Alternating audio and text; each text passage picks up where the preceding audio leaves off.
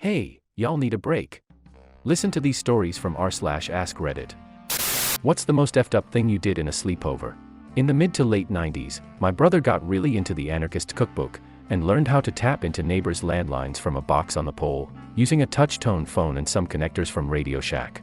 We'd have friends sleep over, we are close in age, and we'd sneak out and he'd hook a phone up so we could call phone adult lines from outside a neighbor's house in the bushes. I still wonder if they disputed the charges or if the wife just thought the husband was calling 1900 big tits at 2 a.m. Visiting a friend's house for the first time and I couldn't find the bathroom. I was about 10, during a sleepover. In the middle of the night, dark, confused, I pissed in the closet. Got a bloody nose, it was dark and I didn't know the house, so I stuck near the walls and went down the hallway and found the bathroom. Got the bleeding to stop, cleaned up, went back to sleep. In the morning, the mom came in frantic, making sure everyone was alive after she saw smeared, bloody handprints all the way down the hallway. In Boy Scouts, I was the morning cook, meaning I woke up before anyone else to chop wood, make fire, and get water boiling. I grabbed the hatchet and start splitting a log into little splinters for kindling. It was cold and dewy. The hatchet slipped from my hand mid-upward swing and went flying, to the tent circle. It seriously flew 10 to 15 yards and fell straight down through the roof of a tent, where 4 scouts were sound asleep. I'm not sure how long I waited to hear someone start screaming. I probably sat there in terrified anticipation for over a minute. Then I was worried someone might be hurt, so I crawled over to that tent where the hatchet landed. I super quietly unzipped the flap, and saw it landed in a bag of clothes very close to some kid's head. I snuck in, grabbed the hatchet, left the tent, zipped it back up, and finished breakfast. I heard them at breakfast complaining that the raccoons has ruined their perfectly nice tent by clawing a hole in it. I bathed my friend. 2 of us stayed at a friend's house in our early teens. We raided their parents' liquor cabinet and proceeded to not understand how alcohol works. We drank every kind of liquor under the sun, very quickly, over the course of a few hours. We chased shots with popsicles and ate animal crackers to get the taste of gin out of our mouths. One of the 3 of us stood atop a small staircase into the living room. Maybe 4 steps, a few feet in distance. He swayed, grabbed onto the railing, turned pale, and then projectile vomited so violently that it all landed and splashed at the bottom of the staircase, leaving the steps clear, minus a few drops. He then immediately fell down the stairs and began to laugh in a pool of his own vomit. We picked him up, dragged him to the bathroom, stripped off all his clothes and shoved him in the shower. He had thick curly hair that was filled with bright red popsicle-colored animal cracker paste. I told him to put out his hands as he kept yelling to not tell everyone he had a small pee-pee. Once he finally complied, I poured shampoo in his hands and told him to clean his hair. He slapped it all into his face, causing him to gag and his eyes to burn. At this point I had to get him cleaned up. So I did. We had no spare clothes for him barring our friend's brother's clothes. He was quite obese. We had to get a belt and tightly tie what I can only describe as parachute shorts around his waist. We went to sleep afterwards and convinced ourselves no one in the house heard us. If this story is believed to be untrue, the reason I remember it so well is because that friend shouting about his pee-pee had a bigger pee-pee than me, and you never forget finding out your pee-pee is small. Was at a sleepover, my buddy slept on his couch, I slept on his beanbag chair with a blanket. After hours of playing 007 GoldenEye, I get up and go use their restroom, except I didn't. I only dreamed I did and I pissed all over myself at like 4 a.m. I hid the blanket in their jacket closet, it was summertime, and threw the beanbag chair and my pissy underpants in their outdoors dumpster. They lived on a ranch. I was 14 at the time, LOL. One of my buddies in high school would bully me all the time, and he treated me like crap when I was staying over his house with other friends. One time he told me to go get him a glass of water, so I went upstairs, poured him a glass of water, dipped my nuts in it for a few seconds, then gave it to him. Why's this water kinda salty? Maybe it has some D's in it. So my house never had junk food when I was little, and when I slept over my friend's house, I ate an entire Chips Ahoy container while everyone was asleep, and then put the container under her little sister's bed, who then got blamed for it and in trouble. Played with matches. For years afterward thought I'd burned my aunt and uncle's house down. I was staying with them, my cousin and I were lighting matches in the kitchen and throwing them in the sink to put them out. The head of one flew off and landed in the shelving unit by the sink, still smoking, but when we looked for it, we couldn't find it. It was the 80s, so all those "kids, don't play with matches" ads were everywhere. Hours later we were awakened by my aunt telling us to get out of the house because it was on fire. Watched their house burn to the ground and was terrified to tell them what we'd been doing earlier. I just knew we'd done it. Carried that guilt for years. When I was around 15-ish, which was many years later, I finally told my aunt. She started laughing and after realizing I'd been thinking this the whole time, hugged me and explained it had been wiring in the back bedroom. I was an adult before I finally understood, after learning about how fire marshals investigate fires, that it wasn't just an assumption they'd made and could let go of that guilt. So I guess, technically, the most screwed up thing I did on a sleepover was traumatize myself for years. Was probably in like 6th grade maybe. Buddy of mine had a birthday sleepover, had a super cool basement with pool and GameCube and a mini fridge, dope parents who bought us pizza and all that. It was about like 15 of us spending the night.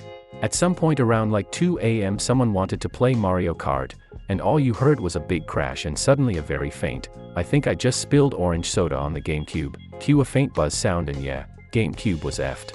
Buddy's parents were not happy, pretty sure that was the last big sleepover like that. I got my first period at a sleepover, and lucky for me the first year of periods came with wicked vomiting and diarrhea. So in the middle of the night right after everyone fell asleep, I destroyed my friend's bathroom with a volcanic amount of diarrhea. Then, on my way back to the living room where 5 preteen girls were crammed, I proceeded to vomit directly between 2 girls sleeping.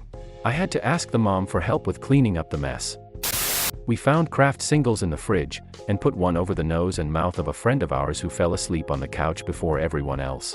It immediately softened and molded into a cheesy seal over his face, and he stopped breathing.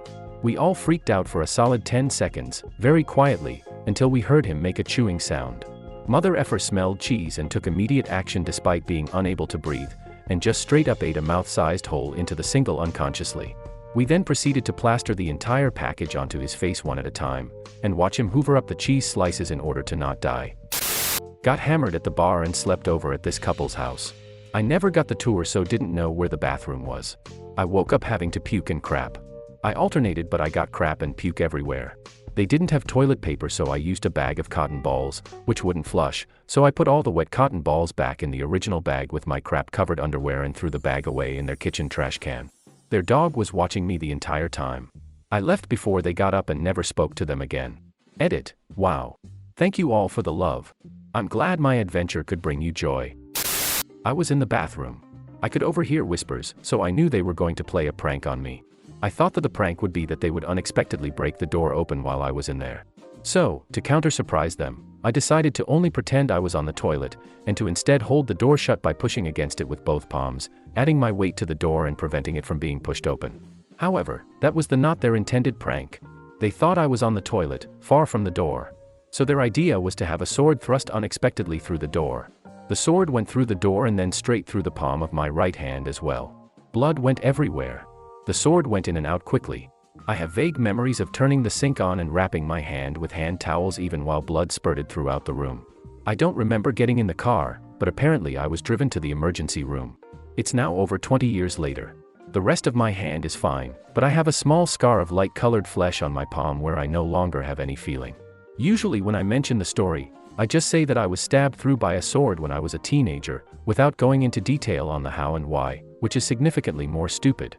The same person who did this prank on me decided to prank someone else by holding a knife right above a sleeping person's eye, so that when they woke up the first thing they'd see is a knife blade close up. Thankfully, that particular incident resulted in only a scream, with no physical injuries. Looking back, I suspect he may have been an unhealthy friend to hang out with. We were all like 9 or 10-year-old girls and everyone else had fallen asleep except for me, so I decided I would play a prank on them. I got up and shook a good amount of black pepper into my hand and went to several of the girls and held it under their noses. What I was thinking would happen was they would wake up sneezing and be like, "Hey, that was silly." But instead they ended up waking up crying because they inhaled pepper, and turns out black pepper being inhaled into a sensitive orifice can really effing sting.